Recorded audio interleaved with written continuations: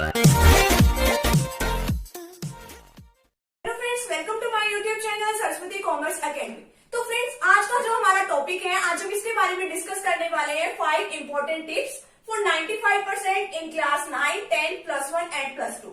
आज हम इन 5 important tips के बारे में डिस्कस करेंगे कि जिसको फॉलो करके आप 95 तो क्या 95+ भी % जो है आप उसको लेके आ सकते हो अपने बोर्ड एग्जाम्स में।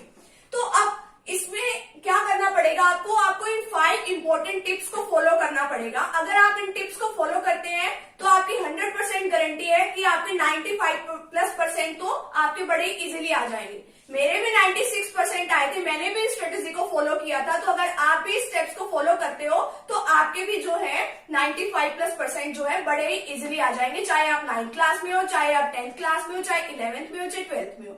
ये नहीं है कि आपको ये नहीं सोचना कि हमारे पहले तो कभी आए नहीं, अब क्या आ जाएंगे। अब कोई नया चांद थोड़ी ना उगने वाला है, नया सूरज थोड़ी ना उगेगा हाँ भी हमारे 95+% आ जाएंगे, या ऐसा नहीं होगा हमारे साथ। हमारे तो क्लास में जो टॉपर्स हैं उन्हीं के ही आते हैं, ऐसा कुछ नहीं होता। अगर आप मेहनत करोगे तो आपके भी आ जाएंगे। आपको बस 2-3 महीने ही मेहनत करने की जरूरत है, तो आपके बड़े ही आराम से ये आ जाएंगे। तो अब हम 1 बाय 1 इसकी डिस्कस करेंगे कि 5 इंपॉर्टेंट टिप्स के बारे में कि इसमें क्या क्या रहने वाला है इस स्ट्रेटेजी को फॉलो करके। तो चलिए स्टार्ट करते हैं। अभी हमारा जो फर्स्ट पॉइंट है, फर्स्ट टिप है, वो क्या है? Know your syllabus. आपको क्या काम करना है? आपको आपके सिलेबस के बारे में पता होना चाहिए कि आपका क्या सिलेबस है। अभी तो आधे बच्चे ऐसे होंगे जिनको ये भी नहीं पता होगा कि हमारा टोटल सिलेबस बनता क्या है, कि हमारा टोटल सिलेबस है भी तो कितने चैप्टर्स हैं हमारे। अगर हम अकाउंट्स पढ़ रहे हैं तो हमारे अकाउंट्स में कितने चैप्टर, उनको यही नहीं पता होगा। एक अपनी पहले सेमेस्टर की जैसे कि एक बुक होती है, उनके पास वही होगी, आगे का अभी तक पता ही नहीं होगा। नवंबर आ चुका है और अभी दिसंबर, जनवरी और फरवरी में तो आपके एग्जाम्स ही होने वाले हैं, तो आधे बच्चों को तो वो भी नहीं पता होगा कि आगे का सिलेबस क्या है। तो अभी नहीं पढ़ोगे तो और कब पढ़ोगे? अभी तो आपको पता होना चाहिए कि आपका सिलेबस क्या है, कितना है, और अभी आपको क्या करना है, उस पूरी बुक को रीड आउट करना है। अगर आप अभी रीड आउट करोगे तो तभी तो आप एग्जाम्स में जाके लिखोगे कि क्या आपका सिलेबस है, क्या आपका सिलेबस नहीं है। तो आप क्या कर सकते हो, अगर आपने अभी अच्छे तरीके से पढ़ा होगा तो आप क्या करोगे, आप अच्छे तरीके से एग्जाम्स में भी लिख सकते हो। और अगर मान लो आपका बाय द चांस अगर आप एग्जाम में वो पढ़ना भूल जाते हो तो आपके थोड़ा बहुत तो याद रहेगा कि उसमें क्या पढ़ा था, हमने क्या नहीं पढ़ा था। तो आप तब तो इम्पोर्टेंट क्वेश्चन कर सकते हो आप, बट अभी आपको क्या पता होना चाहिए, आपका सिलेबस पता होना चाहिए प्रॉपरली। और आपको क्या करना है, आपको पूरा सिलेबस अच्छे से कवर अप करना है। बाद में आप क्या कर सकते हो, इम्पोर्टेंट क्वेश्चन को कर सकते हो। अगर आपको अभी तक सिलेबस नहीं पता तो फिर कुछ नहीं हो सकता, फिर आपके नंबर भी नहीं आएंगे। कई बच्चे कहते हैं कि हमारा तो पेपर ना आउट ऑफ सिलेबस, ये वाला 9th क्वेश्चन है ना, ये वाला 10th क्वेश्चन है, ये वाला क्वेश्चन ना आउट ऑफ सिलेबस है। वो आउट ऑफ सिलेबस क्या होता है? वो सिलेबस में से ही होता है, आपने पढ़ा नहीं होता, वो आपको आउट ऑफ सिलेबस लगता है।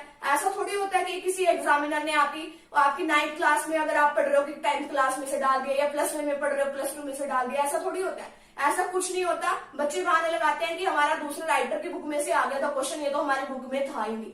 ऐसा कुछ नहीं होता। अगर आप उसको अपने तरीके से सॉल्व करोगे ना तो आपका फटाफट से वो क्वेश्चन जो है सोल्व हो जाएगा। तो चलिए, ये तो था हमारा फर्स्ट टिप कि आपको आपके सिलेबस के बारे में पता होना चाहिए। तो चलिए अब स्टार्ट करते हैं अपनी सेकंड टिप के बारे में। जो सेकंड टिप है उसमें क्या है, कंट्रोल योर एनवायरनमेंट। आपको अपने एनवायरनमेंट के ऊपर पूरा कंट्रोल रखना है, अदरवाइज आपका एनवायरनमेंट आपके ऊपर कंट्रोल जमा के एक बार बैठ गया ना, वो आपको पीछा नहीं छोड़ने वाला।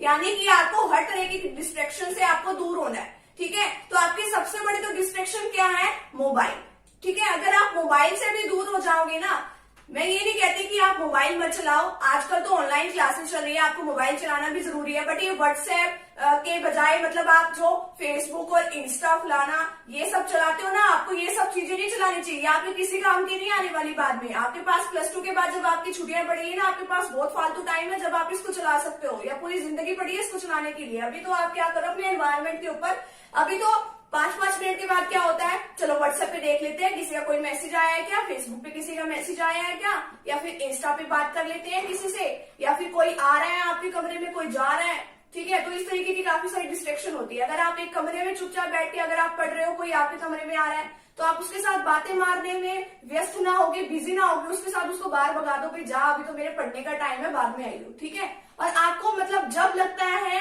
कि हम इस टाइम पे पढ़ सकते हैं अच्छे तरीके से, आपको उसी टाइम पे पढ़ लेना चाहिए, चाहे दिन हो चाहे रात हो। ये नहीं देखना चाहिए कि सुबह उठ के ही हम पढ़ेंगे। सुबह क्या पता आंख ही ना खुले, आपकी नींद ही ना खुले, आप सोते ही रह जाएं। रात में सोचते रहो हम सुबह पढ़ लेंगे, सुबह सोचो हम रात में पढ़ लेंगे। आप पढ़ना पढ़ाना आपको किसी टाइम पे होगा ही, इतने में आपके एग्जाम ही आ जाएंगे। तो अपने एनवायरमेंट के ऊपर आपको पूरा कंट्रोल रखना चाहिए, ना कि एनवायरमेंट को आपके ऊपर कंट्रोल नहीं करने देना। आपको खुद एनवायरमेंट के ऊपर कंट्रोल करना है। आपकी जितनी भी डिस्ट्रिक्शंस है आप उनको सबको दूर रखो, ठीक है। अगर आपको फोन पे जिस टाइम तक काम है उस टाइम तक काम करो, फिर अपना फोन जो है अपने कमरे के बाहर रख दो, ठीक है। अपनी मम्मी को दे दो, अपने पापा को दे दो, ठीक है। आप अगर अपने पास रखोगे तो आपको वही 5-5 मिनट बाद दिल करेगा कि आप व्हाट्सएप चलाओ, आप फेसबुक चलाओ, आप इंस्टा चलाओ।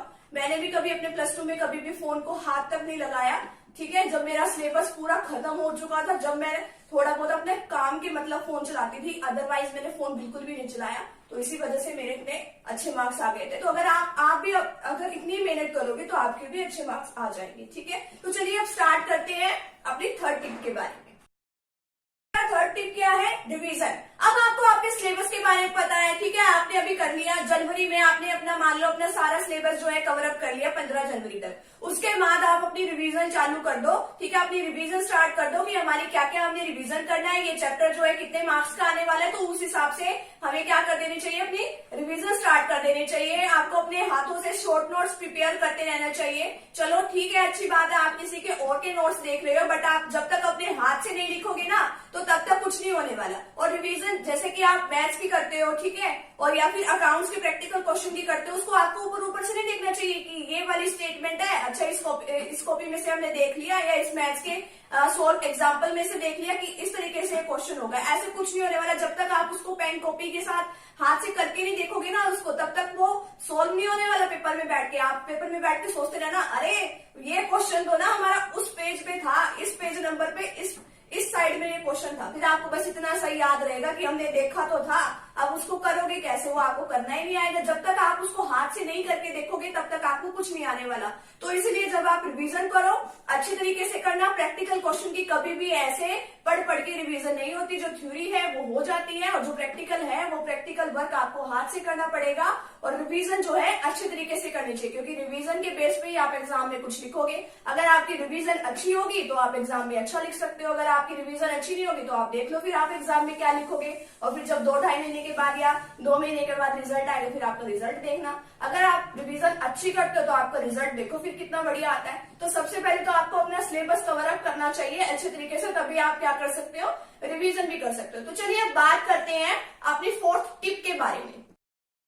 देखिए अब अपनी फोर्थ टिप क्या है, बी पॉजिटिव या फिर थिंक पॉजिटिव। आपको पूरी तरीके से पॉजिटिव रहना, आपको अपने अंदर से नेगेटिविटी जो है सारी बाहर फेंक देनी है। आपको बिल्कुल पॉजिटिव रहना है। पॉजिटिव किस वे से, कि आपको ये पॉजिटिव रहना है कि हमारे पेपर में अच्छे नंबर आएंगे ही आएंगे। हम 95+% जो है हम पेपर में लेके आ सकते हैं, अपने बोर्ड एग्जाम में बहुत अच्छा स्कोर कर सकते हैं। आपके अंदर ये पॉजिटिविटी होनी चाहिए। अगर आप ये कहोगे ना चलो हमें तो पास होना है, तो आप फिर पास ही होगे। अगर आप अपने मन में सोचोगे ना कि हमारे 95+% आने चाहिए या 100% आने चाहिए, तभी आपके 95-96 कुछ ऐसे परसेंटेज आएंगे। अगर आप ये सोचोगे 80 आएंगे तो आपके 75 पे ही आके रुक जाएंगे। तो आपको क्या करना है, अच्छा सोचना है। ये नहीं सोचना कि नहीं हमसे ज्यादा तो अच्छा बेटर कोई और कर सकता है, नहीं, आप भी बेटर जो है अच्छे से कर सकते हो। बस आपको अपने अंदर पॉजिटिविटी लानी होगी कि हम भी ऐसा कर सकते हैं। कोई कहे कि जो फलाना बंदा है उसके इतने अच्छे नंबर आए हैं, बताओ आपके कितने आए हैं, या आपके इतने नहीं आ सकते, वो बंदा इतना इंटेलिजेंट है, ऐसा कुछ नहीं है। आपको अपने अंदर ये विश्वास होना चाहिए कि आप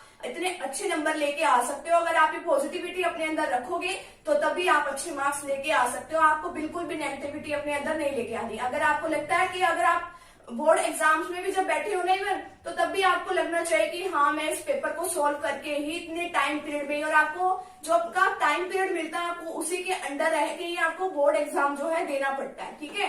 वो आपके पास एक्स्ट्रा टाइम नहीं होता। तो आपको इतना पॉजिटिव रहना है कि मैं इतने टाइम पीरियड में अपना पेपर जो है खत्म कर दूंगा और इतने अच्छे मार्क्स जो है हम लेके आएंगे बोर्ड एग्जाम्स में। तो ये तो थी हमारी आज की फोर्थ टिप। तो अब हम करने वाले हैं अपनी फिफ्थ टिप के बारे में, जिसके अंदर हम डिस्कस करेंगे अपनी लास्ट टिप। करते हैं अपनी फिफ्थ टिप के बारे में। वो क्या है, प्रीवियस ईयर क्वेश्चन पेपर। तो आपको क्या करना है, आपके जितने भी आपके पिछले साल के पेपर्स हैं तो आपको सबको स्टडी करना है। जो मैंने अभी आपको बताया था ना कि रिवीजन करते हुए आपको आपके शॉर्ट जो नोट्स है वो आपको प्रिपेयर करने हैं, तो उसके अंदर आप शॉर्ट नोट्स पे ये भी लिख लीजिएगा कि आपको पिछले साल कौन सा जो है क्वेश्चन आया है। ठीक है, जितना भी आपको पिछले कई सालों के पेपर उठा के देखने हैं। अगर आपको काफी सारे पेपर्स एक ही जगह नहीं मिलते तो आप बुक सेलर पे जाके आप क्या ले सकते हो, अपने पिछले 10 ईयर के प्रीवियस एग्जाम पेपर भी आते हैं, आपके बिल्कुल छोटी सी बुक आती है, तो आप उससे भी स्टडी कर सकते हो। उसके अंदर आपका एक पूरा क्वेश्चन पेपर ही आता है, ठीक है, जिसके अंदर पिछले 10 सालों के क्वेश्चन भी होते हैं। तो आप क्या कर सकते हो, अपने पिछले सालों के जितने भी क्वेश्चन पेपर उठा के देख सकते हो कि क्या है। आपको पता होना चाहिए कि आपके पिछले सालों के पेपर में से ही आपका जो इस साल का पेपर है वो काफी ज्यादा मैच करता है। पिछले सालों के ही क्वेश्चन पेपर में से ही काफी सारे क्वेश्चन आ जाते हैं। आपको ये देख लेना चाहिए, आपकी बुक में भी हमारा मतलब आपकी बुक में लिखा भी होता है कि ये वाला क्वेश्चन जो है आपकी इस साल में ये वाला क्वेश्चन पूछा गया था। तो आपको वो सारा अच्छे से स्टडी करना है कि हमसे पिछली बार क्या क्वेश्चन जो है पिछले साल के बच्चों से पूछा गया था, तो हमसे वही क्वेश्चन भी पूछ सकते हैं आप, या फिर उससे अगला या पिछला क्वेश्चन जो है पूछ सकते हैं। तो इस तरीके से हमें अपने प्रीवियस ईयर क्वेश्चन पेपर देख लेने चाहिए, अपने शॉर्ट नोट्स प्रिपेयर कर लेने चाहिए। तो और अगर आप अकाउंट्स के स्टूडेंट्स हैं तो आप सरस्वती कॉमर्स एकेडमी पे मैंने एक चैनल बनाया हुआ है, आप वहाँ पे अकाउंट से रिलेटेड +2 क्लास के अकाउंट से रिलेटेड आप वीडियोस भी देख सकते हो। अगर आपको किसी टॉपिक में कोई प्रॉब्लम हो तो आप उसमें और क्या कर सकते हो, मैंने शॉर्ट नोट्स भी प्रिपेयर कर रखे हैं, तो आप उसमें वो वीडियो भी जाके देख सकते हैं। और उसमें एक वीडियो का लिंक भी दिया हुआ है और आप वहां से PDF वगैरह जो है डाउनलोड भी कर सकते हैं। और उसको अगर आपको समझना है तो आप पूरी वीडियो को अच्छे से देख के समझ सकते हैं कि इस वीडियो में क्या बताया गया है। और इस चैनल को सरस्वती कॉमर्स एकेडमी को आप प्लीज उसे सब्सक्राइब कर लीजिएगा, ताकि जब भी मैं आगे के लिए वीडियो अपलोड करूं तो आपको फटाफट से उसका नोटिफिकेशन मिल जाए। तो अब आप 5 इंपॉर्टेंट टिप्स मैंने जो जो आपको बताई हैं आप उन सभी को फॉलो कीजिए और आपके 100% गारंटी है कि आप अपने बोर्ड एग्जाम्स में 95+% जो है ला सकते हैं अच्छे नंबर। और कमेंट सेक्शन में कमेंट करके जरूर बताइएगा कौन कौन अपने 95+% लेके आना चाहता है। तो थैंक यू वेरी मच, मिलते हैं नेक्स्ट टॉपिक के साथ एंड नेक्स्ट वीडियो के साथ।